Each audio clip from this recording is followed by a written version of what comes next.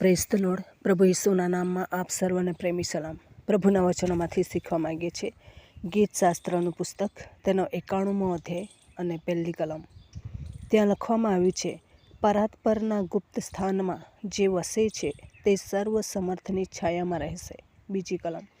હું યહોવા વિશે કહીશ કે તે મારો આશ્રય તથા કિલ્લો છે, એ જ મારો દેવ છે, તેના પર હું ભરોસો રાખું છું. 1લી અને 2જી કલમમાં આ બાબત લખેલી છે, પરંતુ પછીથી આપણે જોઈએ છે તો પ્રભુ આપણો આશ્રય છે, પ્રભુ આપણો ગઢ છે, પ્રભુ આપણો કિલ્લો છે, પ્રભુ આપણી છાયા છે, પ્રભુના છાયામાં આપણે છીએ, સર્વ સમર્થના ગુપ્ત સ્થાનમાં આપણે છીએ. અને એના લઈને ઈશ્વર કેવા કેવા મુસીબતોમાંથી આપણને બચાવે છે તે બાબત આગળની કલમોમાં લખવામાં આવેલી છે. પ્રથમ તો એ પારધીના પાસથી આપણને બચાવે છે. આજના સમયમાં જંગલમાં આટલા બધા શિકારીઓ જોવા નહીં મળે, પરંતુ પ્રથમના સમયમાં જંગલમાં બહુ શિકારીઓ ફરે પક્ષીઓને પકડવાને માટે, અને એ લોકો એવી રીતના જાળ બિછાવે કે પેલું પક્ષી ગૂંચવાઈ જ જાય. શેતાન પણ એવી જ રીતના આપણા માટે જાળ બિછાવે છે. પરંતુ જ્યારે આપણે પ્રભુના ગુપ્ત સ્થાનમાં રહીએ છીએ, પ્રભુની સાથે રહીએ છીએ, પ્રભુની છાયામાં રહીએ છીએ, ત્યારે એ ચાલાકીવાળા શિકારીથી અને એમના પાસથી આપણને બચાવે છે. નાશકારક મરકીથી તને બચાવશે. મિસર દેશમાં જે મરકી આવી ત્યારે કોઈ બચવા પામ્યો નહીં, એટલે સુધી કે રાજાના હાથમાં પોતાના દીકરાને બચાવવાની શક્તિ હતી.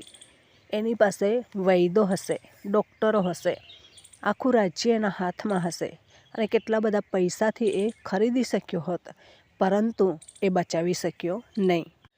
મિસર દેશમાં મરકી પ્રભુએ મોકલી તો રાજા પોતાના દીકરાને બચાવી શક્યો નહીં.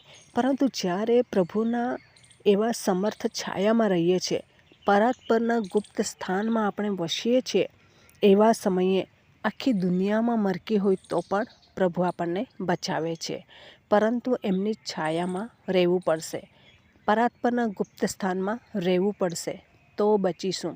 એમને એમ બચીશું નહીં. કોરોનાના સમયમાં કેટલા બધા લોકો ચાલ્યા ગયા.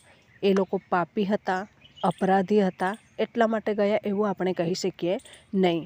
કંઈ ને કંઈ કારણોસર પ્રભુએ એમનું જીવન હતું એ ટૂંકું થઈ ગયું, પરંતુ પ્રભુના અનહદ દયા અને કૃપાને લઈને પ્રભુએ આપણને બચાવ્યા, જીવનદાન આપ્યું.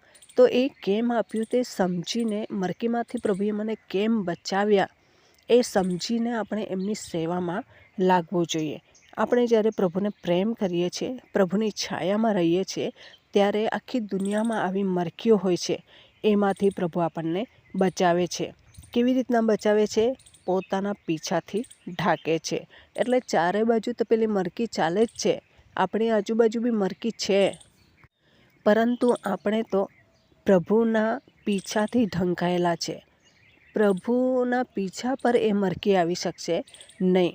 એટલે પ્રભુ લિમિટમાં આપણને તેમના પીછાથી ઢાંકી દે છે, અને તેથી આપણને આશ્રય મળે છે.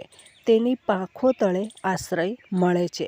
પ્રભુ પંખ ફેલાવીને આવી મરકીવાળી એરિયામાં, મરકીવાળા વિભાગમાં પ્રભુ આપણને એમની પાંખોથી ઢાંકી રાખે છે. ચારે બાજુ મરકીની હવા ચાલી રહેલી છે, એમાંથી કોઈ બચી શકતું નથી, કેમ કે એ મરકીની હવા છે. મરઘાઓ ઉપર જ્યારે રોગ આવે છે ત્યારે ટપોટપ મરઘા મરી જાય છે. કેટલાના હોય એ કેટલા ટોળાના ટોળા મરી જાય છે. દેખાતું નથી કે એમને કયો રોગ થયેલો છે, શા માટે મરી જાય છે. હવામાં એ મરકી આવે છે અને એ આ મરઘાઓને લાગે છે અને મરી જાય છે. તો આપણા જીવનમાં પ્રભુ પીછાથી ઢાંકે છે તો આપણને ત્યાં મરકી નથી નડતી, પરંતુ પ્રભુનો આશ્રય મળી જાય છે. પ્રભુની જે સત્યતા છે એ ઢાલ થતાં બખ્તર છે આપણા માટે. કોઈ બી રીતે આપણા માટે સુરક્ષાનું કવચ એ પ્રભુ છે. આપણા વિરુદ્ધ કેટલાય દુશ્મનો ઉઠશે, પરંતુ પ્રભુ ઢાલ બનીને આવશે. અને પ્રભુનો સામનો કરવાની શક્તિ કોનામાં છે? કોઈનામાં નથી. શૈતાન તો પહેલેથી જ હારેલો છે. તેથી આપણે આ પ્રભુની સત્યતાની ઢાલ અને બખ્તર ધારણ કરવાની જરૂર છે. શત્રુ શૈતાનના તીરો એ ગમે ત્યારે ઉડ્યા કરે છે. કદાચ રાતના એના તીર નથી લાગ્યા તો દિવસના કોશિશ કરે છે. એટલે જે રાત્રે ધાસ્તી લાગે છે અથવા તો દહાડે ઉડનાર તીર, હંમેશા શૈતાન એ ક્રિયાશીલ છે. કેવી રીતના નુકસાન કરવાને માટે. આપણે ભલે રાત દિવસ ઊંઘીએ છીએ ઘણી વખત, પરંતુ શૈતાન હંમેશા પ્રભુના લોકોને વીંધી નાખવાને માટે એ કદી ઊંઘતો નથી. એણે ઘણા લોકોને એની સાથે નરકમાં લઈ જવા છે અને એના પાસે સમય નથી. એટલે રાત દિવસે મહેનત કરે છે, ખોટી મહેનત કરે છે. જ્યારે ખ્રિસ્તી વ્યક્તિ એનો સામનો કરી શકતા નથી. કેમ? પ્રભુની સાથે સંગત માણીને બચવાને બદલે લોકો દુનિયાની પાસે જાય છે. આ વ્યક્તિ પાસે, ફલાણા વ્યક્તિ પાસે આશ્રય લે છે અને એના લઈને પ્રભુના એ રક્ષણ હેઠળથી નીકળી જાય છે. અને લોક કેવી રીતના એમને બચાવવાના છે, કેવી રીતના પાંખોથી ઢાંકવાના છે? કોઈ જ આશ્રય લોકોને મળવાનો નથી. પરંતુ જ્યારે ઈશ્વરના પાંખોની નીચે આવી જઈએ છીએ ત્યારે આવા બળતા ભાલા હોય, તીરો હોય, રાત્રે હોય, દિવસે હોય, પ્રભુ એમાંથી આપણને બચાવે છે. પ્રભુને દેખાય છે તીરો, આપણને દેખાતા નથી. એટલા માટે આપણે સજાગની જિંદગી જીવવાની જરૂર છે. શૈતાન હંમેશા અંધારામાં મરકીથી અને બપોરે પણ મહામારીથી મારવાને માટે કોશિશ કરે છે. એ કોઈ બી કાળે તક છોડતો નથી. જ્યારે પણ મોકો મળે ત્યારે નુકસાન કરે છે. ઘણી વખત આપણે સાંભળીએ છીએ વહેલી સવારે એક્સિડન્ટ થયા, બપોરે એક્સિડન્ટ થયા, સાંજે થયા, રાતના થયા. એવી રીતના એ શૈતાન અનેક રીતે એક્સિડન્ટ કરાવીને પણ લોકોને મારી નાખે છે. તેથી આપણે શું કરવાનું છે કે પ્રભુના ગુપ્ત સ્થાનમાં છુપાઈને પ્રભુના આશ્રયે રહેવાની જરૂર છે. અને એનાથી પણ નહીં એ થાય તો લોકોનો ઉપયોગ કરશે. અને પછી કોનો ઉપયોગ કરે છે? હજુ પણ આગળની કલમોમાં જોઈએ છે તો સિંહ અને સાપનો પણ ઉપયોગ કરે છે.